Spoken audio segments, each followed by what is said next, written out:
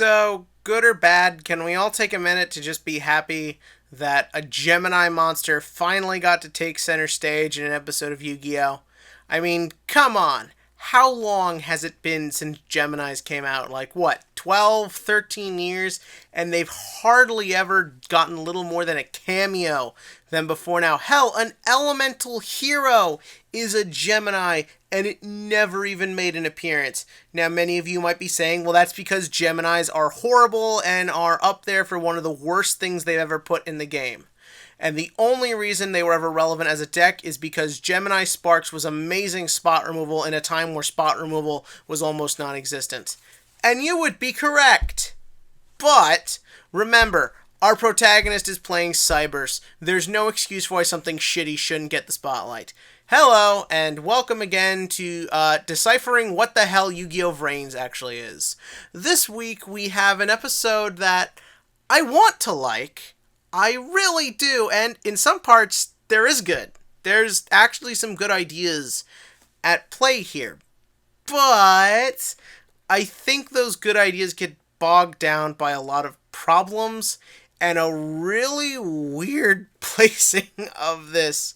So in this episode, we open with Blood Shepherd capturing target demographic, and then this leads to target demographics more of his backstory because they didn't know when else to put this.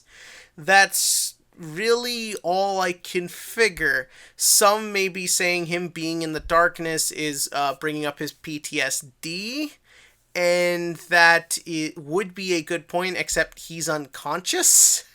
So we can't even really see his reactions. The only thing I could figure is that I'm not the only one who doesn't really like this guy, so I think it might be they're trying to give him a little more depth, which isn't a bad thing. And also, it's just they couldn't really think of a better place to put this, because when your entire show is based around this chessboard storytelling of plot point, plot point, plot point, plot point, plot point, and nothing else, there's kind of no time for this. There's a lot of stuff here that really should have been brought up earlier when you were introducing the character and you needed to humanize him and make him relatable, not just make him cool. Like the bit where he's not tech literate, he doesn't even know how to, scroll up and down a tablet. That could be a neat idea. Why not implement that earlier? Why not make it he's completely techno-literate? Why not make it he doesn't understand anything about computers? Hell, if he hasn't dueled and was so afraid to pick up a duel disk, why not go one step further and make him a horrible duelist? Make him someone who doesn't know what the hell he's doing. Maybe make it that Flame is the only one who helps him out in the duels. And then you could do a new demographic between, relationship between him and Yusaku. Maybe Yusaku has to kind of take him under his wing and teach him more about dueling and have to sort of back him up and protect him and make it that target demographic can then aid Yusaku in other ways, like him being better with people and him having a much stronger moral compass than Yusaku does, can play plot points in this, as opposed to what we're getting, which is kind of just still the same go here, go there, and only take breaks to show off how cool and marketable these guys are. Why not actually have things at play here, like when you have the Emma and Aoi scenes, where the two characters' personalities are the forefront, where what makes them different is what's celebrated, whereas with what are supposed to be our two most important characters, it feels like the forefront is just making them cool. I know I've talked about this before, but when that's what you're doing, this is what it results in. You get kind of this very confused narrative and very oddly used story. That being said, there is a lot of stuff I like in the backstory scene. I like that when you see the grandparents, they may not necessarily be doing things the right way. I'm not saying they're doing things a bad way. I'm not saying the show is going out of their way to make them look like bad people. But the way it's framed, the way he doesn't go to school, the way the grandpa's best way of communicating with him is through martial arts, all this sort of different stuff they're showing, I think a very conscious effort to put in is to humanize the grandparents, weirdly more than our leads.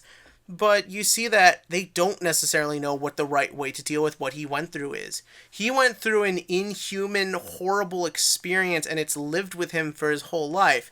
He has just random moments of PTSD where he just goes back to it.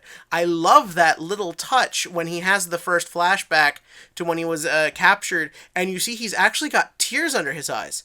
That's an amazing little detail you wouldn't expect most any show, let alone a shonen with this much problems, to have that detail. There is some good ideas at play here, and clearly some animators who really do care. That's interesting. I like the relationship between him and the girl. I think I called her the girlfriend the last time she showed up. I guess they're not really that, but it's a cute little relationship, and I like that idea that there is differentiation between him and Yusaku. He did try to have a normal life in a sense. He tried to have friends. He tried to sort of branch out, and it's that idea that it always pulled him back in. But why haven't we seen that in Yusaku? Like, we know next to nothing about 10 years of our main character's life. We know more about the 5th build character. Like, when you think about it, we don't know a lot about Yusaku. Why not use Yusaku's backstory as a contrast? Maybe where this guy tried to have some level of a normal life, Yusaku didn't. Maybe make it that this guy did have a girlfriend and Yusaku couldn't. Or maybe make it Yusaku would get along for a while and something would bring him back. Hell, why not show the scene where Yusaku met Kusanagi? Like, that could be really interesting too. Maybe make it Yusaku was doing better than we thought he was. Obviously still having problems, but doing better, and Kusanagi brought him back into it. They keep talking about how in this show, how they kind of want to be a bit more morally gray with the protagonist, but then they never really go back to it. And that's sort of the problem. And it sucks because there is so much here I want to like, and that's kind of what stinks. Moving on to the duel, like I said, it was cool to see Gemini's.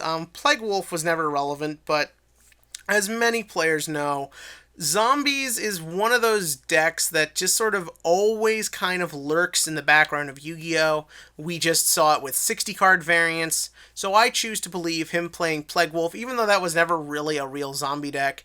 I think that's meant to be a nod, and I think even target demographic using Phoenix Gearfried and essentially just going with a beatdown strategy might be a reference to Gemini Beatdown, which was actually a very fun deck back in the day that just sort of took advantage of the fact that Geminis have a fuck ton of 1900 beaters.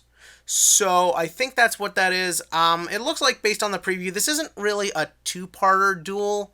I think the idea is just supposed to sort of be that it ties into where this guy's life always sort of ends up. Like, he's always 1 foot in the darkness, always trying to get out.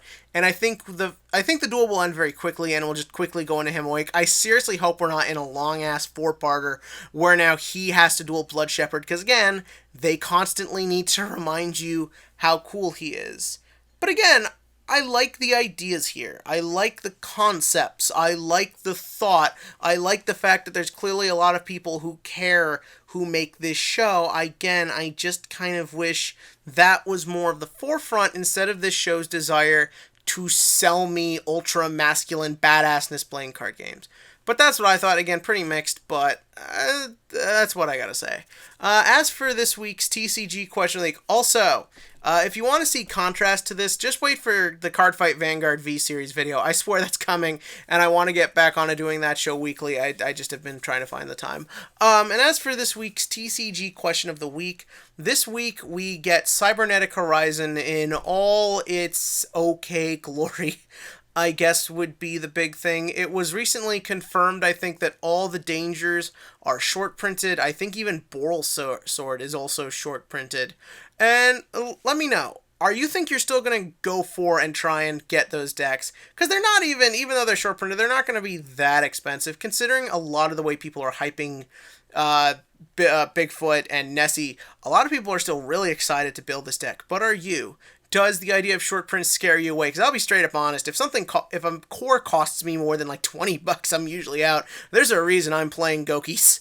And as always, click to like, click subscribe, tell me that below, and we'll see, hopefully, that we don't get a big 5-part duel between Soul Burner and Blood Shepherd.